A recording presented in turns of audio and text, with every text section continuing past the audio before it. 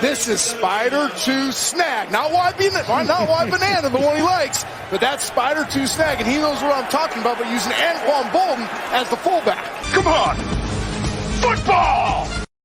It's another O-line committee film breakdown here. If you haven't already, maybe you're new to the channel, click that like button, the subscribe button down below. Usually it's three of us. Usually it's me teeing up two former NFL offensive linemen, Jeremiah Sirles and Alex Boone. Our guy Boone has some family travels this week that he talked about on the podcast this week. So, Jay, you and I are going to crank out hopefully 3 film breakdowns on the YouTube channel this week, starting with Aaron Rodgers. He technically played a game last year, but really like his first game in 2 seasons. Yeah, you know, and watching that game, that first drive, I was like, ooh, this could be spicy. I mean, right down the field, Garrett Wilson, Breece Hall, the kind of wheeling and dealing. The low line held up well, and I was like, oh, he could be spicy. And then the wheels came off. Dude, then the wheels just absolutely came off. I'm trying to get a read on him. I mean, his personality is very interesting, but there was some eye rolling and some exasperation body language. There was also him firing up Garrett Wilson from the bench on the sideline. I'm trying to get a feel for where he's at as a 40-year-old not playing for 2 years. Yeah, and I'm also just trying to get a feel for does he understand what he needs to lead that team in the proper way? Right? Like everyone knew it was Aaron. When you went to Green Bay, you just were like, it's Aaron Rodgers' team, right? I will adapt to how Aaron Rodgers leads, right? When you went to the Patriots with Tom Brady, I will adapt to how Tom Brady leads. Well, the Jets playing a full year without Aaron Rodgers as the fearless leader, I feel like it's not really Aaron Rodgers' team yet, right? It's probably more led by guys like C.J. Mosley and Quinnen Williams, right? And Sauce Gardner. And so I think he's still trying to find the proper way to lead that team in his way, but also being able to be more of a team player so he doesn't end up in a Brett Favre situation where he's like, these kids are always on their phones and they don't want to talk to me. There's got to be some inner conflict going on with him there. Well, so one thing you bring up Brett Favre. So one thing, and then I'll pop up the film and we'll do a breakdown of just, 6 or 7 of Aaron Rodgers, the good and the bad. So one of my first jobs in media, and I was a 21-year-old, 22-year-old, somewhere in there, just out of college. And I covered the 2009 Vikings as a writer and a part-time radio host for the Vikings flagship KFAN at the time. So I was on the beat covering Brett Favre's first season in Minnesota.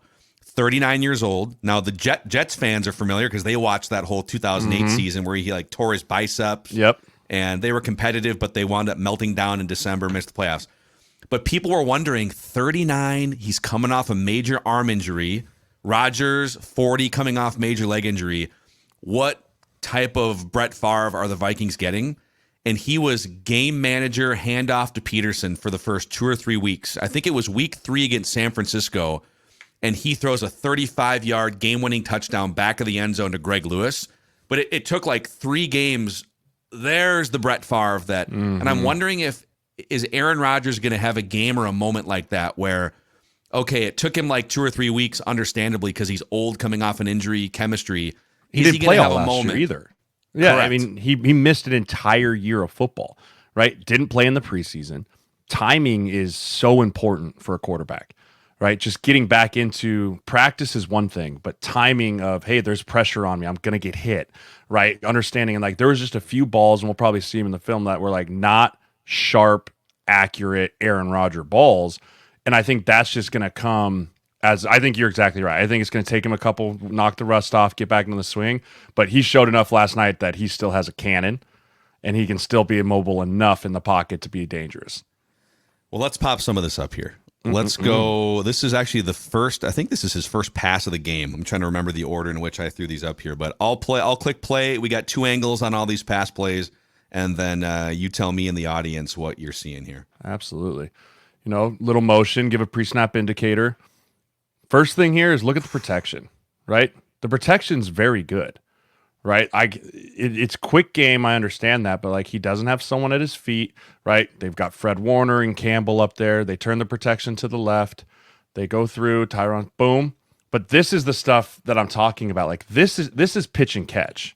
Right, this is pitch and catch. This is Alan Lazard. They've played how many games together? right? Like this should be complete easy pitch and catch. But this is just what I'm talking about, the timing. Like, look at his feet. And I know Aaron's never been a like, boom, like he's not Kirk Cousins where he's got to be perfect and get his hips across. Like he can do this, right? But right here, he's just kind of lazy and then just kind of flips it, right? Versus I'm so used to seeing him do this and just put it right between the 1 and the 0. And if it's a spear, it kills the guy, right? And then catch it and down. But this is just me, just more timing of like, okay, I got to get the ball out, but he kind of like leaves it a little bit too far outside. Now, this is a catchable ball. You got to catch like, right? Alan Lazard needs to catch that, but that's not really the Aaron Rodgers I'm used to seeing as far as just pin and go. Right? Comes back in here, dart. There's a dart, right? I mean, Garrett Wilson and him, I think, could be semi-Devontae Adams, Aaron Rodgers type of players. Yeah. Right, like he's always had a guy, and I guarantee you, no one's happier than Garrett Wilson to not have Zach Wilson throwing him the football. Right? Yeah, this was the first one where I said, okay, yeah, and then there was another one we'll show you. I think it's in a play or two where he kind of rearranges things at the line of scrimmage, and he hits a third down over the middle, and he had that little like look on his face. Okay, we're back. Smirk. He has that smirk. Yeah. So he's got it here. Right, so this is a really nice. Again, we'll start with the protection. Tyron Smith still is just a thing of beauty to watch at left tackle. Right, I mean his set's so clean, those long arms. So they turn it. This is an overload front. Right, so pause it for me. Overload front here. Right, so what we're saying is that there's 3D linemen on one side. Right, so 3D linemen, and then they're trying to get Bosa in a one-on-one matchup. And then you have Fred Warner and Campbell both over here to the weak side. So the way you identify this as a line is you'll go 3 bigs down on the left, right? So 99, I think that's 98, and whoever over here, those 3 are locked on those 3. 78 is locked on Bosa, and then this guard is going to read 54. If 54 drops, he looks outside for pressure. If 54 comes, he picks up 54. Or if 54 loops, then they have to pass off the game. Right, so we'll look at the protection first because that's where everything starts. So you play it here. Boom, here comes the stunt. Bang, passes it off here with his guard, right? So you pass it off, tight end chips his way out. Good protection, right? And this is, again, pitch, catch, throw it out there. That's quick, too. That's fast. I mean, you have to get the ball out quick against this defense. You hold the ball against the Niners, you're going to get killed. Right, so now you switch it up. You go to empty. Really make them show their hands. This is the smirk play. This is the smirk play, right? And this is what I think we'll see more of from the Jets. I think that put Aaron in empty and let him see what the defense does. Like, what do they want to entail? Bang, right there. But go back and watch his feet. Right, so it's his left Achilles, correct? Not his right. It's not his plant leg. Yes. Right. And so this for me, like I watched this and I don't see any hitch in the giddy up. Like I don't see anything. He's turning out on that foot. 1, 2, 3, boom, whack. Right. Like tons of pressure on that left Achilles. No issues. He's not trying to fall out of it. Right. He puts it right on the money. Clean pocket. Pitch and catch. This is vintage Aaron Rodgers. Gets us through his progression. Splits the defense. Puts it right on the money. What do you think and I know you're not immersed in their playbook or anything, but dumb question. So before this ball is snapped and we don't get the first, it looked like he was trying to get up to the line of scrimmage as often as possible with like 15 or 18 seconds left on the play clock, especially in empty, so that he could diagnose what is he doing from 18 on the play clock down to like 2 or 3 in generally in a situation. Go back to the wide. Right, so like right here, like before the snap. So first thing he's reading is like, is it blitz or is it not? Right, because in empty you can't really. It's hard to disguise if it's a blitz. Right, so I'm looking over here and I'm going, okay, there's 2 guys topped on the left side of my screen. Right, so I've got 3 over 2 on the top left side of the screen. Right, so okay, yep. So I'm like, okay, they're probably going to double Garrett, and then you come over here and you've got 3 for 2 out here as well. 5, 6, 7, 8, 9. Is there only 10 guys on? Oh, there's the bottom guy. I was like, what am I doing? Yeah, I was like, it takes 5 seconds for this screen to go. I was like, is there 2? Right. So immediately I'm going, okay, this is pretty balanced. right? My danger, if I'm Aaron, I'm thinking my danger is to my left, just because anytime a safety's topped over the slot receiver, that usually puts our antennas up that this guy might be coming off the edge, right? So that's the first thing he's diagnosing. The second thing is he's looking, okay, if it's zone or is it man, who's my matchup, right? And so he's looking at that right away, but majority of it is him just trying to get the protection lined up to where he knows he can be protected in his most danger zones. And then he's checking to the receivers once he knows it's man or zone, or once he thinks it's man or zone, he's checking to what he wants those receivers to run, right? So here he knows now that it's zone. He knows that it's zone, and he immediately watches this nickel corner dump the underneath route. So now he knows that, okay, there's my window. Right. So he doesn't know it's zone necessarily until he snaps it and sees the corner.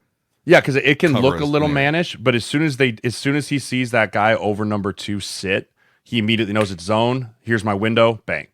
Right. And that's the high level operation of really good quarterbacks, is to be able to understand it, to see in a split second, is it man or is it zone? And then what's my number one read if it's man or zone? All right, let's keep rolling here. I like these. They had a couple of these nice little, just Breece Hall, Breece Hall could be a problem this year. He looked good. He looked fast. I know he had the fumble, but I think he's going to be. His fumble was brutal, right? So how about just they start the game and it's a drop by Alan Lazard, it's a fumble by Breece Hall. God, you're thinking not what you do on the road against the Niners, right? No. You can't do that, right? So again, gets it split out here. Really nice job. Play it out here. This is a nice job by just really good blocking on the edge, right? I want you guys to watch Joe Tippmann here, the center. Look at him get out there, right? Really flat. So we always talk about with young O-linemen, he's in his second year, so he's not super young. But if you don't go flat on a screen as an O-lineman, you're dead, right? If you're trying to adjust up the field, these dudes are going to run by you. He does a great job getting flat.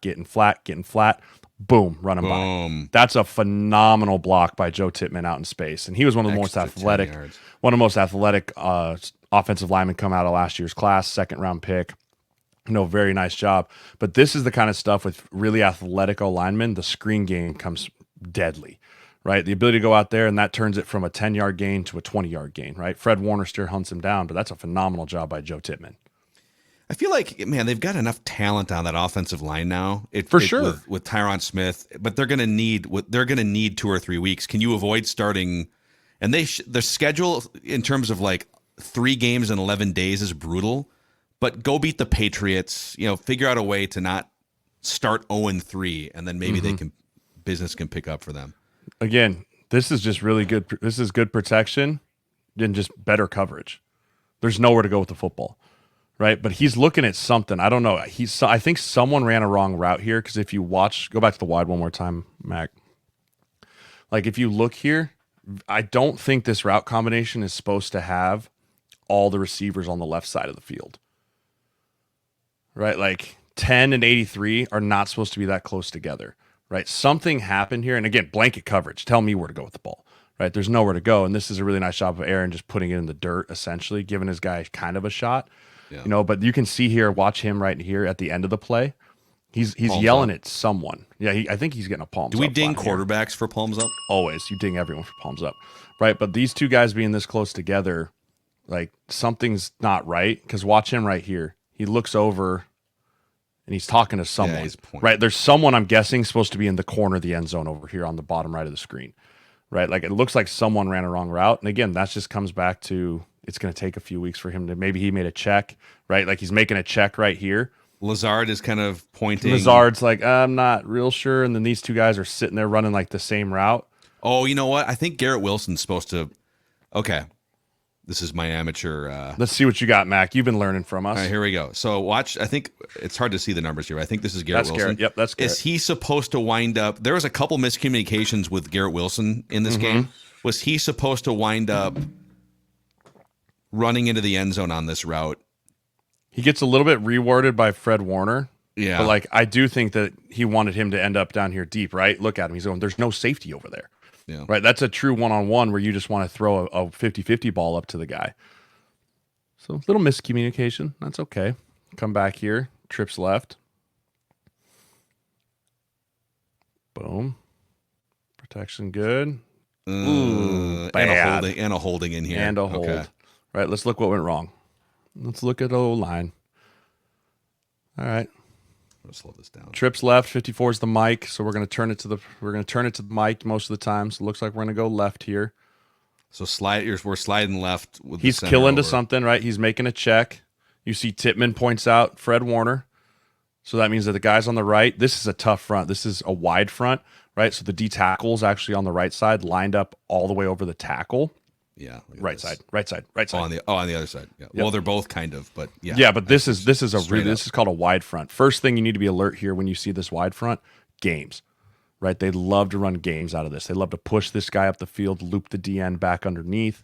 If I've learned one thing, or maybe three things, it's that if you see a hole this big, someone's probably going to fill it with a game, right? Yes. Especially with, you don't want Aaron Rodgers to step up in the pocket, right? You want him to, so boom. Here's the late game. There's the late game. He comes underneath, right? So what can you do to make this better? Vera Tucker here on the right, you have to set like a tackle. You have to be square and deep, right? You have to get over and cover this guy up, keeping square, because if second you turn, you're dead, right? Because this is an ET, so the end, or TE, tackle up the field, end loop underneath, right? And both these guys end up turning way too deep, which is what happens here. And then Tyron Smith gets beat by Bosa too. This is just the Niners D-line doing a great thing. But also, if you have this, you got to get the ball out, right? But I don't see anyone wide open, right? Like there's not a ton of separation here. Fred Warner jumps underneath. No one's open. Like right there in the middle of the field would be great. But, that's just a good job of them running the stunts. And Aaron's not as mobile as he used to be. This O-line's definitely going to have to give him a lot cleaner pockets than he had last night. Yeah, he's going to have, because his mobility was still a factor like 3 years ago. Even he's 36. There's this was a tipped interception, this was a bad ball, right? Like I think this was one of Aaron's worst balls all night, right? And this is late this is in the third quarter, right? Like obvious passing situations. They're trying to force some stuff here. They just went on a long touchdown drive, right? So Aaron's making checks at the line again, comes up, play action, comes through. Little antsy, but like this ball needs to be out towards the sideline, right? If you look where this guy is coming, right? So Garrett gets him going here, puts his foot in the ground, comes back out here. And then like this ball to give him a chance has to be outside. And he throws it back. It might be a completion, but like, again, this is just not super sharp Aaron Rodgers, right? And I think you're right, Mac. I think it's just going to take him a little bit of time to get back into the flow of things. Right? It's still here's some sharp Aaron Rodgers. This is sharp again, and it was just so hit or miss. And that's where I think like you watch him versus Kirk Cousins. Like I think Aaron still has a lot more like zip and pop on his balls. Boom. That's a dart. Right? Dude, that's real quick, you mentioned Kirk. So we were some inside baseball for O-line committee. We usually pick out 3 film breakdowns. And is Kirk Cousins cooked was going to be maybe one of ours. And we decided, let's take a look at Aaron Rodgers instead. It's probably the bigger story from week 1. But dude, I don't know if you saw this. So Pro Football Focus came out with all their data, the day after the game. The Falcons they were the only team in the NFL to not run a single play action in their game. Which is nuts to think about with Bijan Robinson and Tyler Algier and like, right. And honestly, if you go back, what's some of Kirk's greatest threats? Play action deep shots, man. Like, but again, this is vintage Aaron Rodgers picking his matchup, right? He sees it, he sees the blitz, and then this is the free play. I still have nightmares about this because I just remember playing against Aaron Rodgers when I was with the Vikings, and you'd practice it all week. Like we used to call it earmuffs, right? Like D linemen, earmuffs. Don't listen to him. But like he even gets it on the road. And then he gets the free play, delivers a dart to Lazard. Like, I can't wait to hear when he's at home. I guarantee you he gets 2 or 3 of these again. If there's a master class of hard count, it's Aaron Rodgers. Yeah. He is so good at the 180, what do you got? And then they can't help themselves. As an offensive line, I feel like there's an art to it. It's so easy on your couch, snap it. But it feels like a lot of offenses miss the opportunity for a free play because guy jumps center doesn't snap it. Like, what's the key to being organized enough to know that if this happens once in 3 hours, boom, ball's out, and the receivers know what they have to do? Yeah, this could be a run play called, right? Like, it doesn't. Yeah, it has. Usually to you don't. Usually you don't do a free play on a run play, right? Like free plays. That's kind of the. At least when we had it, like if this is a run play, you don't really have a free play. It usually has to be a pass play. But the biggest thing is you are either taught to reach out and touch him, right, and get the free 5, or don't touch him and snap the ball, right? Those are kind of your two options as an offense. And if you ever have Aaron Rodgers as your quarterback, the option's always going to be snap the ball, right? Snap the ball. Don't tap him. Don't do any of that. Like it'd be so easier for Tyron Smith just to, as soon as he sees this, just run out there and tap him, right? Just run out there and tap him. Then the play's dead, free 5, start over. But when you're with Aaron, if you're his line of guarantee, he goes, don't touch him. Center, just snap the ball. Just snap the ball, and receivers, go deep. All of you, right? All of you, just go deep, right? None of them are turning around. He's got the hand up. Let's go. You see the ball. You see the hand. The ball goes, right? And again, it's so easy. And I mean, he's going to get a lot of these this year. Again, Dart puts it right on him. I think Aaron's going to be just fine. I really do. I don't think Aaron's cooked. I don't think Aaron has any issues. Like, I think Aaron just needs a couple weeks to get back in the swing of things. The Niners looked like we thought they would. You know, I thought the Jets had more of a chance, but I think Aaron's going to be just fine. I'm a little more skeptical because I feel like part of Aaron being fine is being fully bought into what's happening. And it feels like everyone's a little tense. You know, Robert Saleh feels like he's a little tense. I think they need some good things to happen quickly early in the year. Yeah, for sure. Does it all stay glued together if they're like 1-3 and they've never played together before? It's new offensive line. I feel like beat the Patriots if they can get to like 2-1 here in the next 10 days, and then they go to London to play the Vikings later on in the month. It feels a little fragile to me early, and like there's a lot at stake in that division too. Bills, Dolphins. You can't start 1-3 and dig. I mean, the hard part too is that defense did not look like the Jets defense that we're used to, right? Correct. I thought they'd be able to stop the run, right? And they let someone who didn't know they were starting until 10 minutes before the game run rampant. He told the media he knew on Friday. I don't think he did. I really don't. I mean, I also hate that that's the storyline for that kid. He had such a great game. Like, and then all of a sudden now it's like, oh, this is instead of like celebrating what he did. But we'll see. Shanahan may be a snake. Who knows? I mean, you could spin it pretty easily by saying, listen, we told him to be ready to start on Friday in case he had to start on Sunday or Monday, whatever it was. So, yes. Anyways, that's Jeremiah Sirles. I'm Phil Mackey. This is the O-Line Committee. If you enjoy these film breakdowns, maybe you're a Jets fan who's new, click the like button and the subscribe button, and we're pumping out NFL and offensive line-related content. We got our podcast Mondays, part 1, part 2 from this last week. So check it out. Thank you for hanging out with us.